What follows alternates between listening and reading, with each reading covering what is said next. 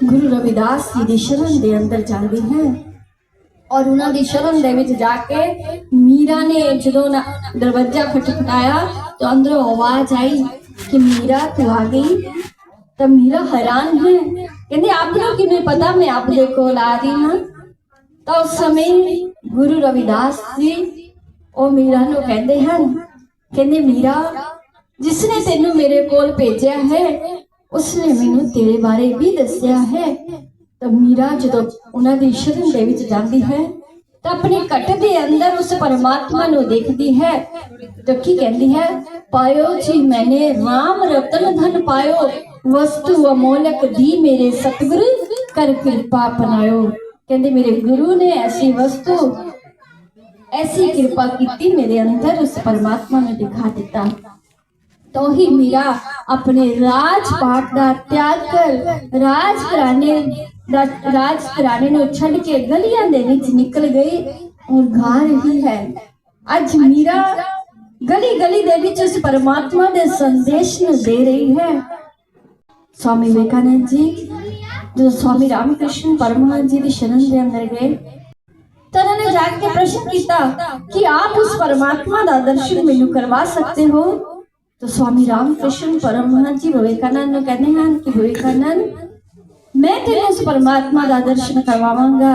और स्वामी विवेकानंद जी ने स्वामी रामकृष्ण परमहंस जी उस परमात्मा का दर्शन करवाते हैं।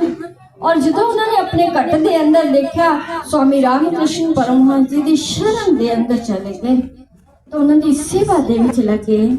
स्वामी विवेकानंद जी कहते एक बार वो यात्रा ते गए, जो यात्रा ते गए तो उन्होंने जो सफर कर रहे हैं ट्रेन दे विच तो उन्होंने सामने एक सेठ आके बैठ गया। जो सेठ आके बैठा तो उन्होंने स्वामी विवेकानंद जी ने देखा तो स्वामी विवेकानंद जी ने उस सेठ ने प्रश्न किया, कहते आप इन्ने सूझवान इन्ने पढ़े लिखे लगते हो लेकिन आपने ये लिबास कैसा धारण किया है, आप इस लिबास के विच क्यों हो। तो उन्होंने स्वामी विवेकानंद जी ने प्रश्न किया, कहते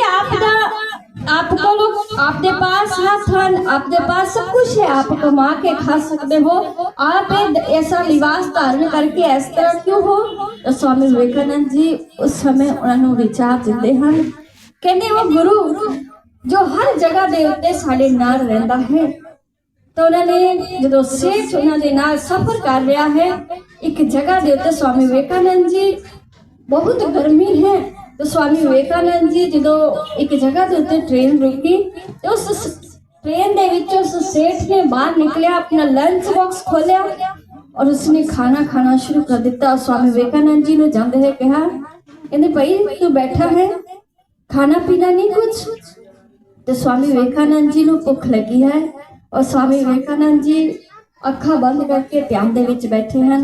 उस सेठ की गल का कोई जवाब नहीं दे रहे लेकिन कुछ समय बीत्या तो वो की देखते हैं कि एक व्यक्ति अगले स्टेशन पर जो ट्रेन रुकी तो एक व्यक्ति उन्होंने पास आया, एक सज्जन पुरुष उन्होंने पास आया तो उन्होंने आके उस ट्रेन के उस डिब्बे के पास आके खड़े हो गए। तो उन्होंने आके उस ट्रेन के डिब्बे के विच चढ़े तो उन्होंने कहा कि आपका नाम विवेकानंद है। तो विवेकानंद जी उस व्यक्ति की गल नूं सुनते हैं हाँ दे विच सिर हिलाउंदे हैं, कहते मेरा नाम विवेकानंद जी है। तो उस व्यक्ति के हाथ दे विच लंच बॉक्स पकड़िया है, टिफिन पकड़िया है। तो उन्होंने जो उस टिफिन नूं देखा तो उसने कहा कहते रात ही मेरे गुरुदेव स्वामी रामकृष्ण परमहंस जी मैं जो ध्यान की अवस्था के विच बैठा उस समय मेरे सपन दे विच मेरे ध्यान दे विच आए तो उन्होंने मैनू आके दसिया कि मेरा एक शिष्य मेरा एक सेवक जो कि ट्रेन के विच सफर कर रहा है उसकी ट्रेन इन्ने बज के इन्ने मिनट के उत्ते इस स्टेशन के उत्ते रुकेगी, उसनू भुख लगी है आप उसके लिए भोजन लेके जाओ। जो उस स्टेशन के उत्ते वो व्यक्ति ने आके स्वामी विवेकानंद जी ने टिफिन और लंच बॉक्स पकड़ाया तो उन्होंने अखां दे विच अथरू आ गए। वो सेठ उन्होंने देख रहा है लेकिन वो हैरान भी है। ऐसा होता है गुरु वो हर समय अपने सेवक के नाल रहता है।